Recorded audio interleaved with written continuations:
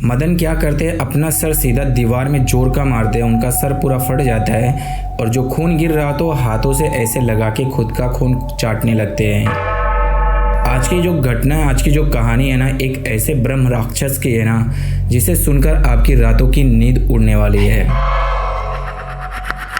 मदन एक छोटे से गांव में रह रहे होते हैं। इनका जो घर होता है ना, गांव के बीचों बीच होता है। कच्चे मिट्टी से बना हुआ घर रहता है, घास फूस से ऊपर ऐसे टेरेस नुमा बनाए रहते हैं। इनकी थोड़ी माली हालत जब ठीक होती है तो गांव से थोड़ी दूर पर इनकी एक ज़मीन होती है, उस ज़मीन पे अपना घर बनवाते हैं।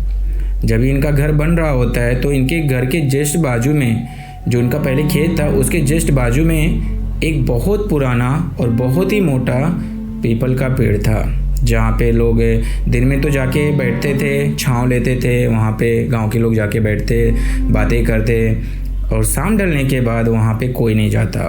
गांव में ऐसा मतलब कहते थे कि वो जो पीपल का पेड़ है ना, वहाँ पे कुछ तो रहता है। कुछ लोग सच मानते थे, कुछ लोग बोलते थे सब बकवास है, सब फालतू की बातें हैं। उनमें से एक मदन भी थे। मदन इन सब बातों पे विश्वास नहीं करते थे। जब ही इनका वहाँ पे घर बन रहा था तो एक बहुत मोटी सी डाल इनके खेत के साइड आ रही थी, और जब ही दीवार खड़ी हो रही थी तो बीच में आ रही थी। तो मदन क्या करते, मज़दूर बुलवा के वो जो डाल रहती है उसको कटवा देते हैं। मगर यहाँ पे मज़दूर बोलता है कि भैया ये डाल मत कटवाओ, मुझे कुछ अच्छा नहीं लग रहा है। तो बोले क्या नहीं अच्छा लग रहा है तुझे, तो चुपचाप डाल काट।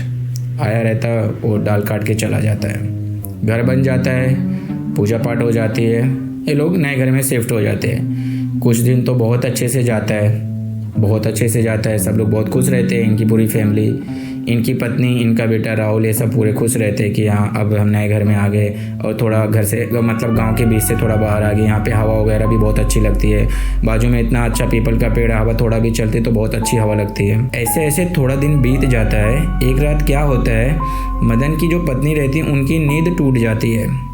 इनको किचन से आवाज़ आता है कि जैसे कोई ना चाट चाट के कुछ तो खा रहा है। तो ये जाते, पहले तो ये उठते हैं, देखते हैं कि मदन तो बिस्तर पे है नहीं, तो उनको लगता है शायद कि वॉशरूम गए होंगे। तो ये बहुत हिम्मत करके जाते हैं किचन में, देखते हैं मदन जो बर्तन रखा हुआ था धोने के लिए, पानी से भिगो के जो रखे थे जिसमें रात को इन्होंने खाना खाया था, जूठा बर्तन, वो चाट चाट के पूरा खा रहा है। ये देख के पत्नी जो रहती है मदन की एकदम से हैरान परेशान, और ये डरती भी हैं। तो मदन की पत्नी यहाँ पे मदन को आवाज़ लगाती हैं, ये क्या कर रहे हो आप, क्या खा रहे हो। मदन ऐसे घूमता है, उसकी जो ब्लैक वाली आई बॉल होता है ये पूरा वाइट, और उसकी जो आवाज़ आ रही थी ऐसा लग रहा था कि मदन के अंदर कोई बहुत बड़ी शक्ति आ चुकी। इतनी भारी आवाज़ करके बोल रहा था, तेरे को दिख नहीं रहे क्या, खाना खा रहा हूँ, भूख लगी है। ये सुन के भाई, और ये चीज़ देखकर मदन की पत्नी डर के भाग जाती है।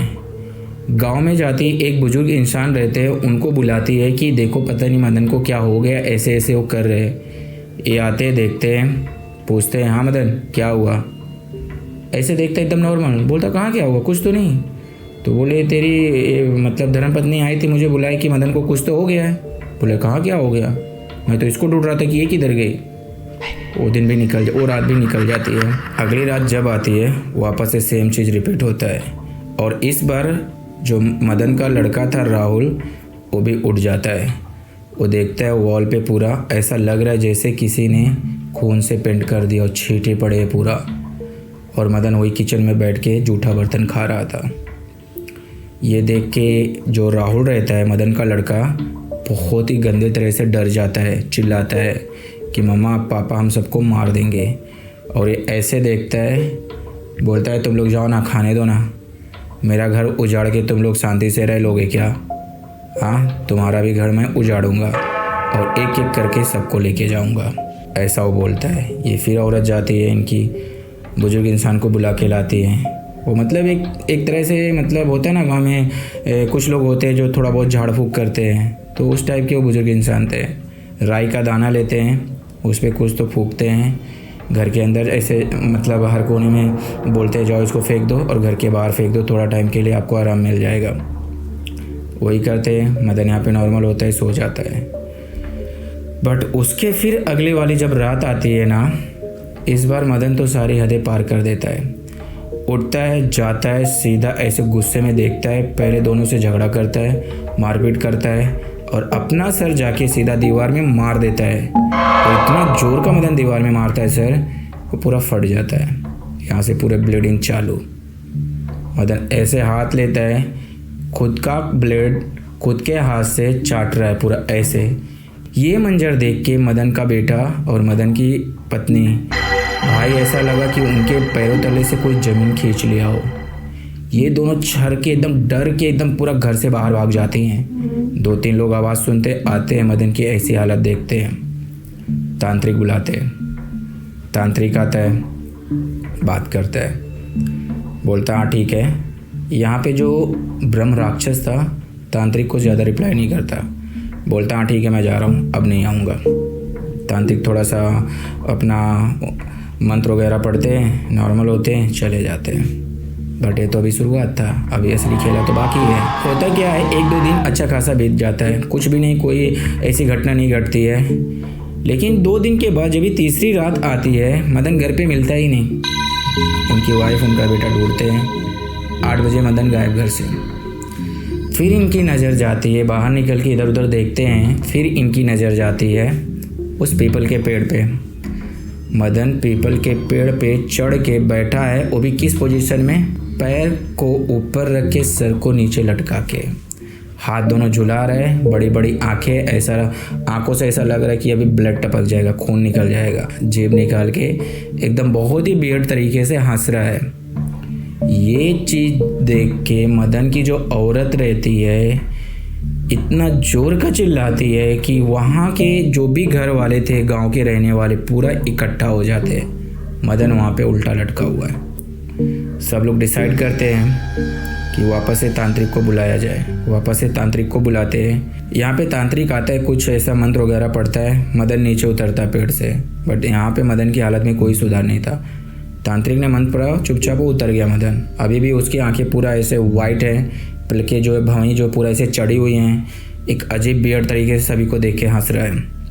तांत्रिक कुछ मंत्र उच्चारण करते हैं, उससे पूछते हैं हाँ भाई तू कौन है, बता अभी कहाँ से आया। तो डायरेक्ट बोलता है तांत्रिक ऐसे, तांत्रिक इसने मेरा घर उजाड़ा है, तेरे को क्या लगता है इसको छोड़ दूंगा मैं, इसका बिना घर उजाड़े इसको जाने दूंगा। यहाँ पे तांत्रिक पूछा अच्छा चल बता तेरा घर कैसे इसने उजाड़ा। बोलता है ये पीपल का पेड़ देखना, जो डाल कटी है उसी डाल पे मैं इतने सालों से रह रहा था, बिना किसी को परेशान किए, बिना किसी को डराए, बिना किसी को नुकसान पहुंचाए। इसकी हिम्मत कैसे हुई मेरा घर उजाड़ने का, मेरा घर ही काट दिया है, इसको कैसे छोड़ दूँ मैं। यहाँ पे तांत्रिक बोलता है ठीक है तू नहीं छोड़ेगा, रह तू रह, मैं हूँ, टेंशन मत ले, मेरे होते हुए तो कुछ एक बाल भी बाका नहीं कर सकता। तांत्रिक से ब्रह्म राक्षस लड़ने लगता है। कहते हैं ना भूतों प्रेत में ना सबसे कोई खतरनाक होता है ना तो ब्रह्म राक्षस ही होते हैं। एक बार जो जिद ठान के बैठ जाते हैं ना जल्दी नहीं छोड़ते भाई। सेम चीज़ मदन के साथ हो रही थी। ये बहुत ज़्यादा 1 से 2 घंटा 3 घंटा बीत जाता है सारी क्रिया करने से। जो भी रहते हैं इसके पास पूरा अपना तंत्र मंत्र पूरा उच्चारण करते हैं कि ये भाग जाए, छोड़ दे, नहीं छोड़ता। उसकी सिर्फ एक ही शर्त रहती है, ये घर मेरा है, मैं रहूँगा तो जाने दूँगा, ये लोग रहेंगे तो मैं किसी को नहीं छोड़ूंगा। उसका यही कहना था, इसने मेरा घर उजाड़ा, मैं इसका घर लूँगा, इसका घर उजाड़ूंगा, इसमें नहीं रहने दूँगा। तो फिर गांव वाले से तांत्रिक जो रहते हैं वो डिस्कस करते हैं कि देखो ऐसा ऐसा है, ये बहुत पावरफुल है, नहीं जाएगा और नहीं छोड़ेगा इतने आसानी से, और उससे पहले कुछ ऊंच नीच हो गया तो आप समझ रहे हो ना, किसी की जान वान ले लिया तो प्रॉब्लम हो जाएगा। गांव वाले सब डिसाइड करते, उसकी पत्नी भी बोलती है हाँ ठीक है हम ये घर छोड़ देंगे। तब यहाँ पे तांत्रिक उससे बोलता है अब खुश है ना, घर छोड़ देंगे, ये लोग जा रहे अपने पुराने घर पे। यहाँ पे बहुत ही वियर्ड तरीके से हंसता है, भागता है, उछलता है, कूदता है, पीपल के पेड़ के चारों तरफ घूमता है, कभी टहनी पकड़ के झूला झूलता है। ऐसा करते करते जब ही थक जाता है आता है, रुकता है, अचानक से मदन बेहोश होकर गिर जाता है। मदन को उठा के पुराने वाले घर पे लेके आते हैं। थोड़ा टाइम बाद होश आता है, सारी घटना उसको बताते हैं। तांत्रिक बोलते हैं कि आप वो घर भूल जाओ, वहाँ पे मत जाओ आप, आपका ये पुराना घर ही सेफ़ है। उस घर में आप लोग के साथ कुछ भी हो सकता है। जब से मदन अपने पुराने घर में रहते हैं, जो नया वाला घर बनाए थे वैसे ही पड़ा है। तो ये थी यार आज की घटना।